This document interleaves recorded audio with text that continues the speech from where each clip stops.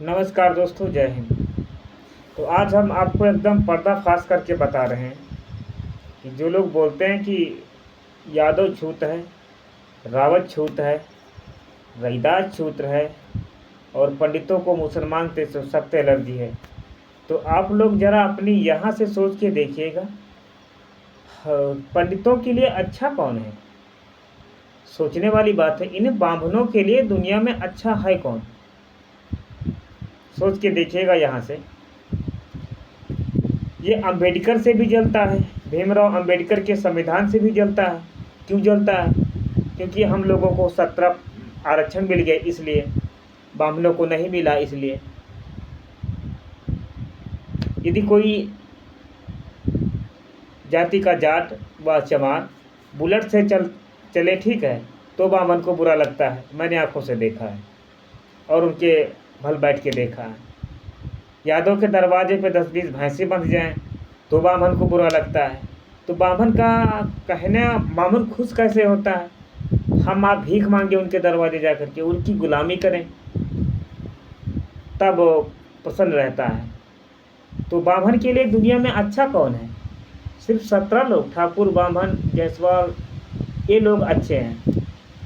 और उनकी हमने एक पुराण की बहुत प्रशंसा किया करते हैं, अपनी पुराण की बहुत प्रशंसा किया करते हैं। जय भीम, यानी कि चलो जाट लोग बोलते जय भीम जय भारत, हम भी बोलते जय भीम जय भारत। उन्होंने मुझे जीना सिखाया है, उन्होंने मुझे चलना सिखाया है, उन्होंने मुझे ज़िंदगी दी, वरना हम तो किसी सलाख गुलामी के जंजीरों में जकड़े होते। आज भी हम उनका लिखा हुआ संविधान के अनुसार ही चलते हैं। मुझे आज भी दिन याद है, एक बार हम देवा के पास पुल पड़ता है, वहाँ हम अपनी बाइक लेके गए तो पुलिस वाले ने मुझे पकड़ लिया, बोला तुम्हारे पास हेलमेट नहीं है। हमने कहा नहीं है, चालान करिए। कुछ देर बाद एक सिपाही साहब आए, उनके पास जूता भी नहीं था, हेलमेट की तो बात ही छोड़ो, हो सकता है डीएल भी ना हो। हमने कहा एक्सक्यूज मी सर, रुकिए, पहले सर से पूछिए सर के पास डीएल है, सर के पास हेलमेट है? बोले आप कौन होते हैं? हमने कहा जितना पावर आपके पास उतना पावर हमारे पास है। आप वर्दी का आकर दिखा रहे हैं तो हम संविधान का आकर दिखा रहे हैं। पहली चीज़ तो आप मोटर वी का ड्राइविंग लाइसेंस मांगने का आपका अधिकार नहीं है। बोले क्यों? हमने कहा संविधान का पेज खोल के देख लीजिएगा, फिर आकर के मेरे से बात करिएगा। तो संविधान एक वो चीज़ है जहाँ पे आपको सिखाता है। संविधान आपको झुकने नहीं देगा यदि आपके पास ज्ञान है, और संविधान यदि आपको पता ही नहीं है तब तो गुलामी करते रहो करते रहो करते रहो। आज चाइना कितनी डेवलपमेंट एरिया पर पहुंच चुका है, अमेरिका कहाँ पहुंच चुका है, और हमारे प्रधानमंत्री जी किन किन देशों से कंप्रोमाइज यानी कि बराबरी करवाते हैं? पाकिस्तान से। वो तो भिखारियों का देश है ही है। तो आज की डेट में किसी व्यक्ति के शर्ट में 10-12 सुराख हों और वो आपके सामने बिल्कुल फटीचर बन के आ जाए, आपके शर्ट में मान के चलो हमारे शर्ट में 3-4 सुराख हैं, तो हमसे अच्छा पहन के आएगा तब तो बस सोचेंगे उसके बारे में कि अरे यार ये तो हमसे अच्छा पहन रहा है। अब वो हमसे ही बुरा आ जाए, उसके शर्ट भी फटा हो, लुंगी भी ना पोढ़ी हो, अंडरवियर में सुराख हो, तब हम सोचेंगे कि यार इससे तो ज़िंदगी हमारी बेटर है। तो आपको किस देश से लड़वाता है? किससे? पाकिस्तान से। वो खुद ही भिखारियों का देश है। और कभी अमेरिका के बारे में बताया मोदी ने? नहीं। कभी चाइना का कोई ऐप आपने खोल के देखा? नहीं। चाइना एक डेवलपमेंट एरिया है, जहाँ पे आप इन्वर्टर बैटरा खरीदने जाते हो ना, तो चाइना घर पे मैन्युफैक्चर करता है। चाइना के हर घर में बैटरा बनाए जाते हैं, चाइना के हर घर में इन्वर्टर बनाए जाते हैं, चाइना के हर घर में एसी बनाई जाती है। हमारे वहाँ एसी का कितना प्राइस है? वोल्टाज की एसी लो 1 टन की तो 32 या 33 हज़ार रुपये की प्राइस में आती है, और चाइना में इसको घर में ही मैन्युफैक्चर किया जाता है। हमारे देश में गोबर को बेकार समझा जाता है, नकारा, निकम्मा, और चाइना में इसको स्टोर किया जाता है। स्टोर करने के बाद इससे मीथेन गैस निकाली जाती है, मीथेन गैस को परिवर्तन करके सीएनजी गैस निकाली जाती है, सीएनजी से बस और ट्रक चलते हैं। तो ये है चाइना की डेवलपमेंट। अब थोड़ा हम हिंदुस्तान में बात करते हैं। अमेरिका एक ब्राह्मण साहब हमारे पे रील बोले थे कि पंडित का बनाया यूट्यूब है, पंडित का बनाया इंस्टाग्राम है और पंडित का बनाया फेसबुक है। तो हमारे इंस्टाग्राम पे जाइएगा, आपको रील मिल जाएगी।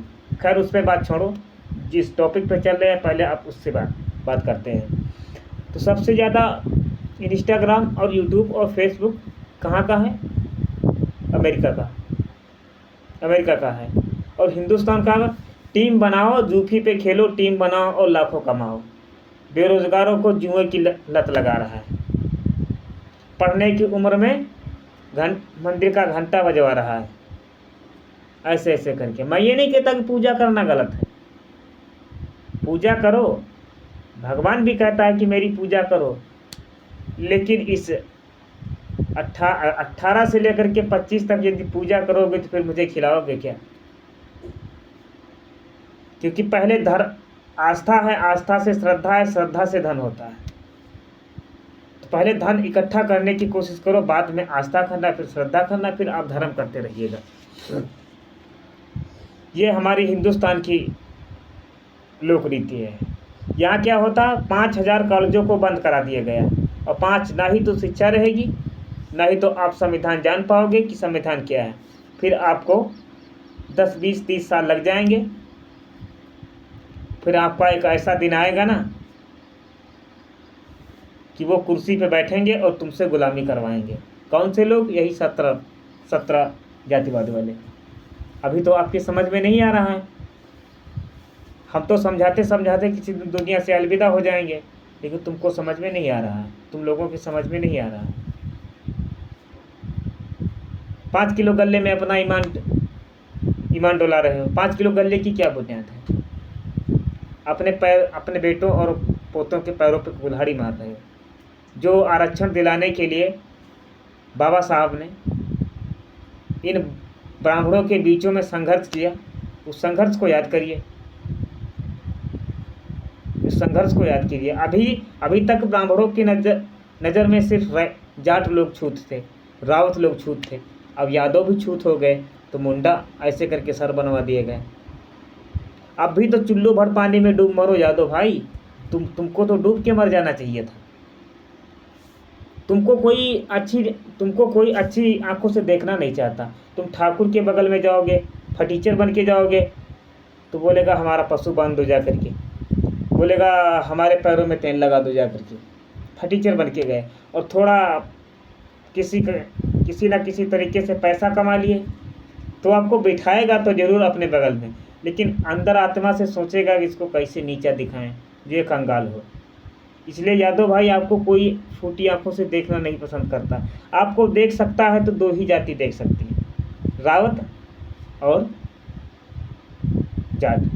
कल हम एक जाट भाई से बोले कि जो इटावा में लड़ाई चल रही है ठाकुर और बाभन की, यदि कभी घमासान युद्ध हो तो आप किसके तरफ बोलोगे? तो जाट ने कहा हम तो भाई यादव की तरफ बोलेंगे, क्योंकि एक तुम ही लोग हो जो मुझसे प्यार से बात करते हो, वरना ठाकुर बाभन तो मुझे फूटी आंखों से नहीं देखना चाहते। तब मुझे एहसास हुआ कि हम जिन रैदासों को गलत नज़र से देख रहे हैं, गलत कर रहे हैं। वो हमसे आज भी लगाव रखें, क्योंकि हमारा उनका एक ही वंश है। चंद्रवंश से वो आते हैं, चंद्रवंश से हम आते हैं। ठाकुर बाभन और इन लोगों का कौन सा वंश है? सूर्य वंश है।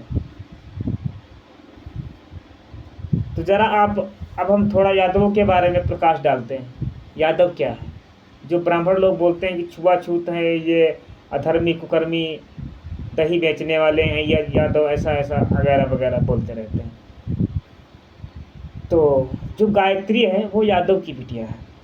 ये एक यादव को ब्याही गई थी। ये मत कहिएगा कि मुझे कुछ नहीं आता है।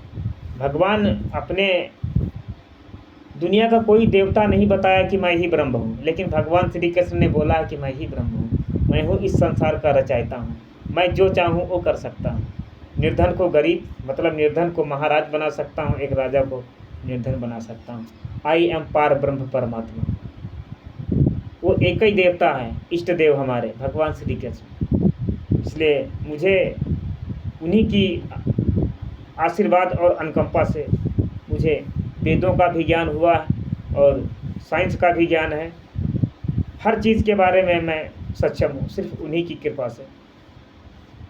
तो भगवान श्री कृष्ण, जैसे हमारी कुल में अरपड़ा यादव, माननीय मुख्यमंत्री अखिलेश यादव की भाई की छोटी वाइफ, वो बोलते हैं कि भगवान श्री कृष्ण का जन्म ठाकुर कुल में हुआ। गलत बोल रही हैं वो। मैं इस पे बात को फैलाना चाहता हूँ। देखो, आप जो हैं वो हमारे कुल में आ गई, लेकिन आप जो नमक है, आपने हमारा नमक खाया इसलिए आपका नमक बोल रहा है, लेकिन खून आपके रगों में दूसरे कुल का है, तो खून की तरफ आप ले रहे, मतलब अटैक्ट हो रही हैं। लेकिन ऐसा नहीं है। भगवान श्री कृष्ण के पिता का क्या नाम था? वसुदेव। वसुदेव कौन थे? जाति के अहीर। और भोजराज कंस कौन था? कंस के दो प्रमाण मिले। एक तो कोई बोलता है कि कंस ब्राह्मण था, तो कोई बोलता है कंस ठाकुर था, लेकिन वास्तव में ठाकुर और ब्राह्मण कोई भी हो, लेकिन जहाँ तक प्रमाण मिला तो कंस जाति का ब्राह्मण था। तो कंस की एक चचेरी बहन थी जिसका नाम था देवकी। देवकी किसको ब्याही गई? वसुदेव को। वसुदेव कौन थे? जाति के यादव। अब औरत चाहे आप ठाकुर कुल की लाओ, चाहे आप ब्राह्मण कुल की लाओ, चाहे आप जाट कुल की लाओ, सिंपल सी बात है। जिस कुल मायने कौन रखता है? उसका बाप किस कुल का है, औलाद उसी कुल से तो जाएगी। तो भगवान श्री कृष्ण के पिता कौन थे? वसुदेव। वसुदेव कौन थे? जाति के अहीर। जन्म उनका कहाँ हुआ? जेल में। अब देखो, जो ब्राह्मण भगवान को पैदा होने में इतना संकट डाल दें, तो अहीर आप लोगों अपने बुद्धि से सोचो, तुम पे कहाँ ब्राह्मण रहम कर सकता है? जो भगवान का नहीं हुआ तो हमारा कहाँ हो सकता है? भगवान को जिस समय जन्म हुआ, कंस ने पहरेदारी बढ़ा दी कि पैदा होने से ही मार देंगे। इतना दुष्ट होता है ब्राह्मण। भगवान को मारने के लिए तरह तरह की कोशिश किया गया, लेकिन भगवान गोकुल चले गए और मैया यशोदा ने उनका लालन पालन किया। बताओ, एक शिशु माँ से जुदा कर दिया किसने? ब्राह्मण ने। जिस भगवान का ब्राह्मण नहीं हुआ तो हमारा कहाँ हो सकता है? हमारा कुल का कहाँ हो सकता है? रैदासों का कहाँ हो सकता है? रावतों का कहाँ हो सकता है?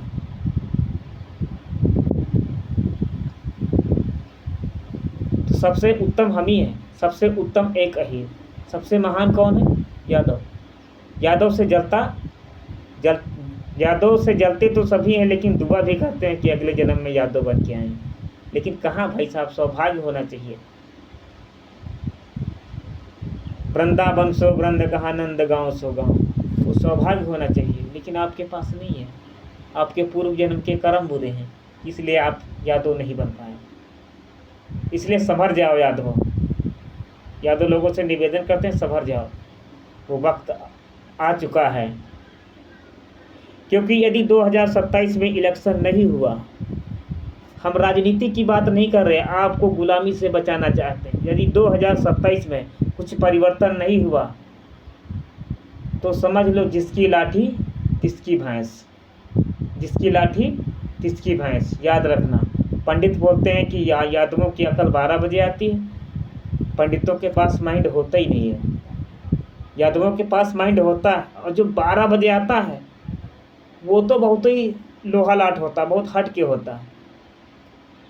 जरासिंध के राजा सुषपाल को भगवान ने सुषपाल को कितनी गालियाँ दी? सुषपाल ने कितनी गाली दी थी भगवान को? 1000 100 गालियाँ दी थी। भगवान सुनते रहे, माला को फेरते रहे कि दुष्ट की गाली कितनी हो गई। 99 बचे, बोला ठहर जाइए सुषपाल, नहीं माना।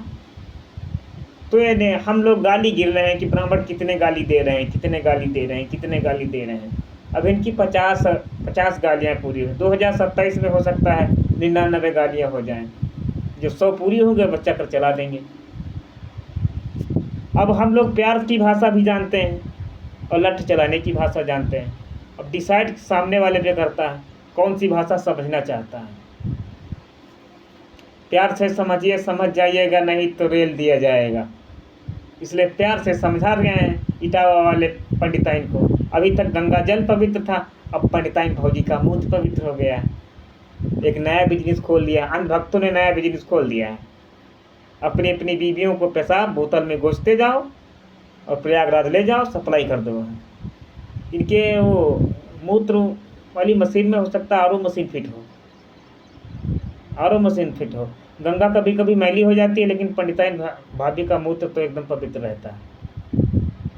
पंडितों को एक नया बिजनेस खुल गया है। मिलते हैं एक नए वीडियो की तरफ, तब तक के लिए नमस्कार। लेकिन हमारा ये आवाज़ ज़्यादा से ज़्यादा यादव भाई शेयर करिए और हमारे वीडियो को बहुत ज़्यादा सपोर्ट करिए, क्योंकि देश का सिपाही काम करे या ना करे, लेकिन ये कसम खा के बोलता है, जहाँ पे आप लोगों का पसीना गिरेगा वहाँ शैलेश सिंह अपना खून बहा देगा।